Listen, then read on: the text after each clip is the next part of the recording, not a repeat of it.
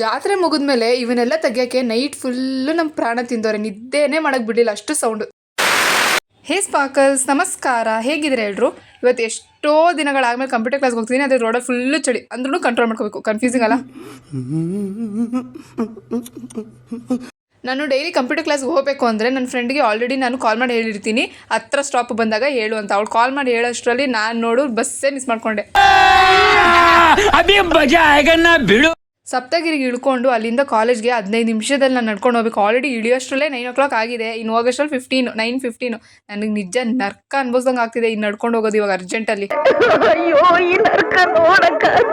ಕ್ಲಾಸ್ಗೆ 15 ನಿಮಿಷ ಲೇಟಾಗಿ ಹೋಗಿ ಕುತ್ಕೊಂಡು ಒಂದು ವೀಡಿಯೋ ಮಾಡ್ಕೊಳ್ಳೋಣ ಅಂತ ಗ್ಯಾಪಲ್ಲಿ ಅಲ್ಲಿ ನೋಡ್ತಿದ್ದೀನಿ. ಎಲ್ಲರೂ ನನ್ನೇ ನೋಡ್ತವ್ರೆ, ಏನು ಹುಡುಗಿ ಆಗಲೇ ಮತ್ತೆ ಕ್ಯಾಮ್ರಾ ಆನ್ ಮಾಡೋಳೆ ಅಂತ. ನಂಗೆ ನಿಜ ಹೆಂಗೆ ಫೀಲ್ ಆಗ್ತಿತ್ತು ಗೊತ್ತಾ? ಈ ಮಾಸ್ಟರ್ ಪೀಸ್ನ ಎಲ್ಲೋ ನೋಡ್ದಂಗದಲ್ಲ.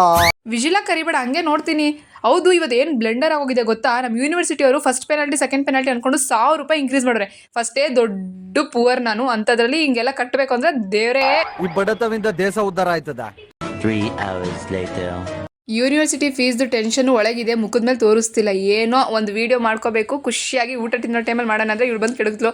ಆಯಿತು ಬಾರಮ್ಮ, ವೀಡಿಯೋಗೆ ಬಂದೇ ಹೋಗು ನೀನು, ನಿನ್ಗೆ ಅದೇ ಸಮಾಧಾನ ಅಂದರೆ ಹೋಗಿ. ಎಲ್ಲಿಗೆ ದನ ಮೀಸಕ. ಜೀವನದಲ್ಲಿ ಎಷ್ಟು ಕನ್ಫ್ಯೂಷನ್ ಇದೆ ಗೊತ್ತಾ? ಪೈಥಾನ್ ಕ್ಲಾಸ್ ಹೋಗ್ಬೇಕು, ಆ ಕ್ಲಾಸೆಲ್ಲ ಕೂತ್ ಬೇರೆ ಕ್ಲಾಸ್ ಕೇಳಬೇಕು, ಏನು ಕತೆನೇ ಗೊತ್ತಿಲ್ಲ. ಅದಕ್ಕೆ ಲೈಟ್ಸ್ ಎಲ್ಲ ಆಫ್ ಮಾಡಿ ನಾನು ಹೋಗ್ತಿದ್ದೀನಿ.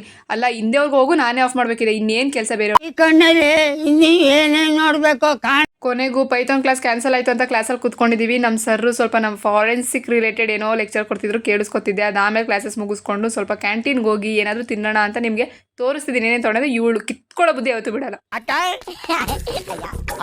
ಎಷ್ಟು ದಿನ ಆಯ್ತಕ್ಕ ನೀನು? ಸರಿ ಆಯಿತು, ನಾನು ಬಿಸ್ಕೆಟ್ ಮತ್ತು ಲಡ್ಡುನೇ ತಿಂತೀನಿ. ನಾನು ಎಕ್ಸಾಮ್ ಫೀಸ್ ಬಗ್ಗೆ ಹೇಳಿದ್ನಲ್ಲ ಬ್ಲೆಂಡರು, ಅದು ಫೈನಲಿ ಪೆನಾಲ್ಟಿ ಕಡಿಮೆ ಆಯಿತು. Bye bye sparkles.